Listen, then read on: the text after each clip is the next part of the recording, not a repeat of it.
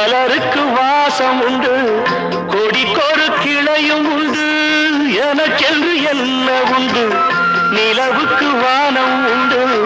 மலருக்கு வாசம் உண்டு கொடிக்கொரு கிளையும் உண்டு